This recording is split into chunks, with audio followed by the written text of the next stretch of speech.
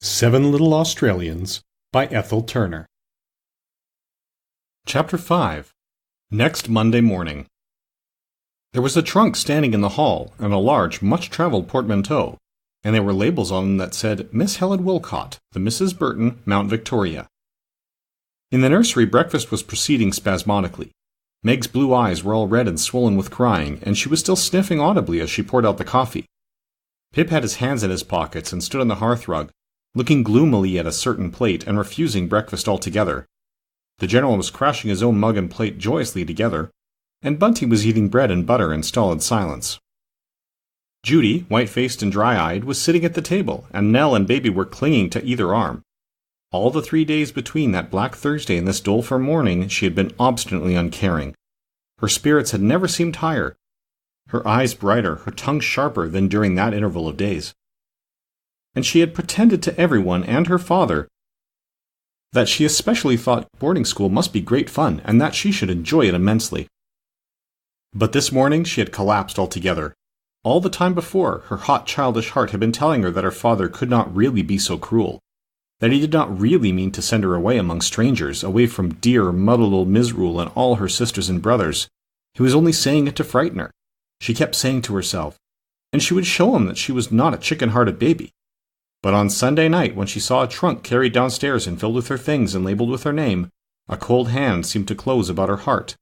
Still, she said to herself he was doing all this to make it seem more real. But now it was morning, and she could disbelieve it no longer. Esther had come to her bedside and kissed her sorrowfully, her beautiful face troubled and tender.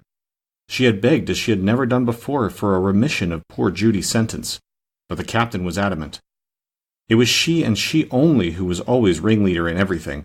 The others would behave when she was not there to incite them to mischief, and go she should. Besides, he said, it would be the making of her. It was an excellent school he had chosen for her. The ladies who kept it were kind, but very firm, and Judy was being ruined for want of a firm hand, which indeed was in a measure true. Judy sat bolt upright in bed at the sight of Esther's sorrowful face. "It's no good, dear, there's no way out of it," she said gently. "But you'll go like a brave girl, won't you, Juju? You always were the sort to die game, as Pip says." Judy gulped down a great lump in her throat, and her poor little face grew white and drawn. "It's all right, Essie. There you go on down to breakfast," she said in a voice that only shook a little. "And please leave the General, Esther. I'll bring him down with me." Esther deposited her little fat son on the pillow, and with one loving backward glance went out of the door. And Judy pulled the little lad down into her arms and covered the bedclothes right over both of their heads, and held him in a fierce, almost desperate clasp for a minute or two, and buried her face in his soft, dimpled neck and kissed it till her lips ached. He fought manfully against these troublesome proceedings, and at last objected with an angry scream to being suffocated. So she flung back the clothes and got out of bed, leaving him to burrow about among the pillows and pull feathers out of a hole in one of them. She dressed in a quick, nervous fashion, did her hair with more care than usual, and then picked up the General and took him along the passage into the nursery. All the others were here, and, with Esther, were evidently discussing her. The 3 girls looked tearful and protesting. Pip had just been brought to book for speaking disrespectfully of his father, and was looking sullen, and Bunty, not knowing what else to do at such a crisis, had fallen to catching flies, and was viciously taking off their wings. It was a wretched meal. The bell sounded for the downstairs breakfast, and Esther had to go. Everyone offered Judy everything on the table, and spoke gently and politely to her. She seemed to be apart from them, a person not to be lightly treated in the dignity of this great trouble. Her dress, too, was quite new, a neat blue serge fresh from the dressmaker's hands. Her boots were black and bright, her stockings guiltless of ventilatory chasms. All this helped to make her a Judy quite different from the harum-scarum one of a few days back, who used to come to breakfast looking as if her clothes had been pitchforked upon her. Baby addressed herself to her porridge for 1 minute, but the next her feelings overcame her, and, with a little wail, she rushed around the table to Judy and hung on her arms, sobbing.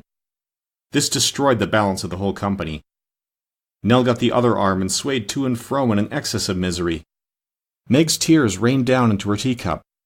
Pip dug his heel in the hearthrug and wondered what was the matter with his eyes, and even Bunty's appetite for bread and butter diminished. Judy sat there silent. She had pushed back her unused plate and sat regarding it with an expression of utter despair on her young face. She looked like a miniature tragedy queen going to immediate execution. Presently Bunty got off his chair, covered up his coffee with his saucer to keep the flies out, and solemnly left the room. In a minute he returned with a pickle bottle containing an enormous green frog. "You can have it to keep for your very own, Judy," he said in a tone of almost reckless sadness. "It'll keep you amused, perhaps, at school." Self-sacrifice could go no further, for this frog was the darling of Bunty's heart. This stimulated the others. Everyone fetched some offering to lay at Judy's shrine for a keepsake. Meg brought a bracelet, plaited out of the hair of a defunct pet pony. Pip gave his 3-bladed pocket knife. Nell a pot of musk that she had watered and cherished for a year. Baby had a broken-nosed doll that was the Benjamin of her large family. "Put them in the trunk, Meg. There's room on top, I think," Judy said in a choking voice, and deeply touched by these gifts. "Oh, and Bunty dear, put a cork over the frog, will you? It might get lost, that poor thing, in that big box." "All right," said Bunty. "You'll take care of it, won't you, Judy?" "Oh, dear, oh, boo-hoo."